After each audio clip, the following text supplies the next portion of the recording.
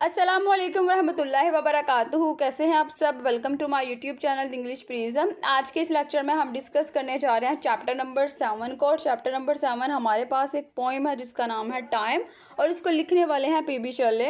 Without wasting any time हम इसके जो 2 स्टैंजाज हैं उसको बारी बारी डिस्कस करेंगे। अब एक्चुअल में जो हमारे पास पोइट्री होती है, तो जो पोइट है ना, उन्होंने लफ्ज़ कुछ और लिखे होते हैं और इनका एक्चुअल में मीनिंग कुछ और होता है। तो मैं आपको बताऊंगी कि यहाँ पर वो किस चीज़ को किसके साथ कंपैरिजन उसका कर रहे हैं, कि कहाँ पे उन्होंने सिमिली यूज़ की है और कैसे ये पोइम जो है वो डील कर रही है जो हमारी दुनिया है, हमारी इमेजिनरी वर्ल्ड है, उसके साथ या हमारे टाइम के साथ, हमारी ज़िंदगियों के साथ। स्टार्ट करते हैं स्टैंजा नंबर 1। अनफैथमेबल।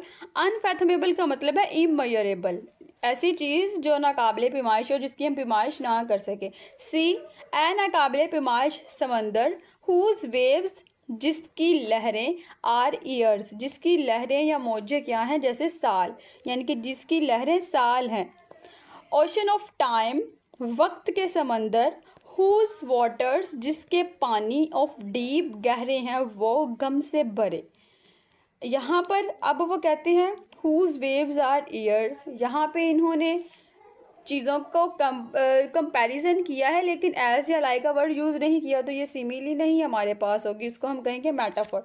उन्होंने कहा है कि इसकी मौजें जो हैं या इसकी जो लहरें हैं वो साल हैं, या जो वक्त का समंदर है इसके जो पानी है वो गहरे गम से भरे हुए हैं। तो इस ये मेटाफोर उन्होंने यहाँ पे यूज़ किया।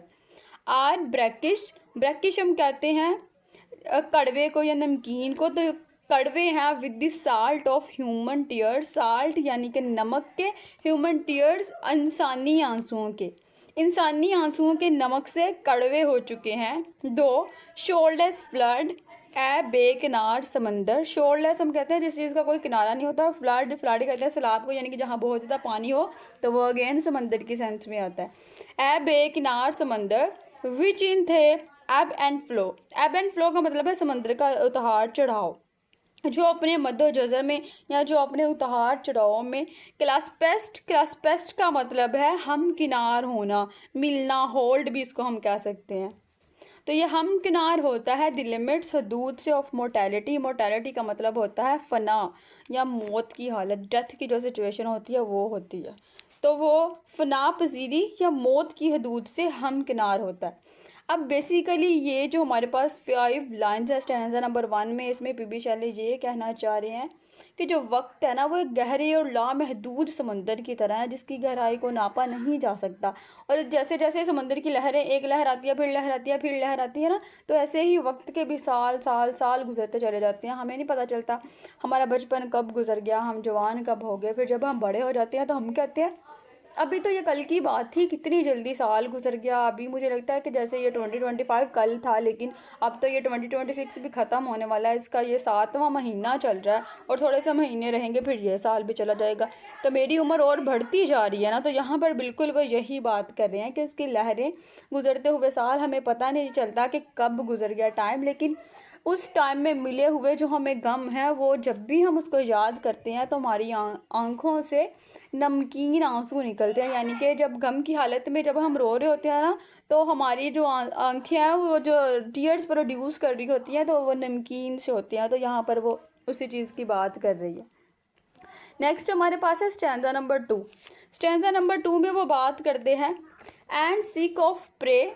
सिक का मतलब है बेजार हो चुका है या थक चुका है, बीमार हो चुका है। प्रे, प्रे को हम कहते हैं शिकार को। प्रे और प्रेडिटर साइंस में आपने पढ़ा होगा, शिकार और शिकारी। तो प्रे शिकार से, वो कह रहे हैं जहाँ पे कि वो ना शिकार से थक चुका है या शिकार से बेजार हो चुका है, येट, लेकिन फिर भी हॉलिंग वो धाड़ता है, ऑन फॉर मोर, मज़ीद एक के लिए।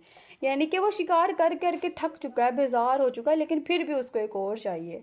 इसका मतलब ये है कि जो वक्त है ना वो कभी मुतमिन नहीं होता, वो चीज़ों को तबाह कर देता है, लेकिन फिर भी कहता है कि नहीं अब इसको भी मार देता हूँ, इसको भी मार देता हूँ, इसको भी। रोज़ इतने इंसानों की डेथ होती है, यानी कि वक्त भी थक चुका है, लेकिन फिर भी वो चाहता है कि ये भी मर जाए, ये भी मर जाए, ये भी मर जाए। वक्त गुजरता ही चला जाता है। वोमिटेस्ट, वोमिटेस्ट का मतलब, वोमिट का मतलब होता है उल्टी करना, तो यहाँ पर है उगल देता है। दे रैक्स, अपने तबाहशुदा बाकियात को, जो चीज़ें तबाह हो जाती हैं उनको बोलते हैं। ऑन इट्स, अपने इनहॉस्पिटेबल, और इनहॉस्पिटेबल का मतलब है बेरहम। हॉस्पिटैलिटी हम कहते हैं जो हमारे साथ अच्छे तरीके से पेश आता है, रहम दिली से पेश आता है, और इनहॉस्पिटेबल का मतलब है बेरहम। शोर साहिल पर, और अपनी तबाहशुदा बाकियात को इसकी बेरहम साहिल पर उगल देता है। इसका मतलब ये है कि वो इंसानों को तबाह कर देता है। अब देखें, कोई प्लेयर है या कोई भी अच्छा इंसान है जिसने दुनिया में कोई वर्ल्ड रिकॉर्ड कायम किया है, अब आज उसने वर्ल्ड रिकॉर्ड कायम किया, दुनिया में उसके चर्चे हो गए हैं, हम भी उसे याद कर रहे हैं। फिर जब एक दिन गुजर जाएगा वो खुशी कम हो जाएगी, अगले दिन उससे भी कम हो जाएगी, महीने बाद उससे कम हो जाएगी, सालों गुजर जाएंगे, फिर तो लोग कहेंगे हाँ इसने ऐसे ये गोल किया था या इसने ये वर्ल्ड रिकॉर्ड कायम किया था, लेकिन हमें फिर उतनी खुशी नहीं होगी जितनी उस टाइम पे होगी। तो फिर क्या होता है कि हम आहिस्ता आहिस्ता वो चीज़ें ख़त्म होनी शुरू हो जाती हैं ना। तो वो कहता है कि उन सबको ख़त्म करके फिर क्या करता है कि एंड पे रख देता है बस लोगों के पढ़ने के लिए, देखने के लिए, तो अपने बेरहम साहिल पर उसको उगल देता है। ट्रेचरस नाकाबिल एतमाद है इन काम सुकून वाली हालत में, यानी कि जब सुकून वाली हालत में होता है ना तब भी नाकाबिल एतमाद होता है। टेरिबल इन स्टॉर्म, और तूफ़ान में और भी ज़्यादा होलनाक हो जाता है। इसका मतलब ये है कि यहाँ पर अगर समंदर की बात की जाए तो कहते नहीं है कि जो ये तूफ़ान से आने की पहले की खामोशी है, यानी कि जब कोई चीज़ बहुत ही काम सिचुएशन में होती है, इसका मतलब ये है कि इसके बाद कुछ उथल पुथल होने वाली है। तो वक्त भी ऐसा है जैसे हम कहते हैं ना, अभी तुम बहुत ज़्यादा हंस रहे हो, बाद में तुम्हें रोना पड़ेगा। इसका मतलब ये है कि अगर अब तुम बहुत ही नॉर्मल सिचुएशन में हो ना, तो इसका मतलब ये है कि अचानक ही कुछ बड़ा होने वाला है तुम्हारे साथ। तो यहाँ पर यही कह रहा है कि हम कभी भी वक्त से आगाह नहीं हो सकते। अगर हम अब बहुत हंसी खुशी की ज़िंदगी गुजार रहे हैं ना, तो हमें यही रहेगा कि अगर हमारा कोई भाई बाहर गया है, वो सड़कों पे जा रहा है, तो हम कहेंगे अब वो लेट घर आ रहा है, वो क्यों लेट हो गया, कहीं उसका एक्सीडेंट तो नहीं हो गया। तो ये ख्याल, ये वहम हमारे साथ ही चलते रहते, हालांकि हम बहुत सुकून से घर में बैठे हुए हैं, लेकिन फिर भी परेशान है क्योंकि हमें एतमाद नहीं है वक्त का। हु शैल पुट, कौन रखेगा, फोर्थ ऑन थी, इसके ऊपर अपना कदम। कौन है जो तुझ में कदम रख सके, या कौन है जो आगे बढ़कर कोई रास्ता इख्तियार कर सके। अनफेमथेबल सी, ए नाकाबिले पैमाइश समंदर। तो यहाँ पर कहा जा रहा है कि कौन सी ऐसी ताकत है, कौन सी सिचुएशन है जो वक्त की कुव्वत का मुकाबला कर सके। कोई भी आगे बढ़कर वक्त को रोक नहीं सकता कि वक्त यहाँ पे थम जाओ, लोगों की खुशियाँ यहीं पे बरकरार है तो तुम भी यहीं पर रुको, लेकिन वक्त नहीं रुकेगा।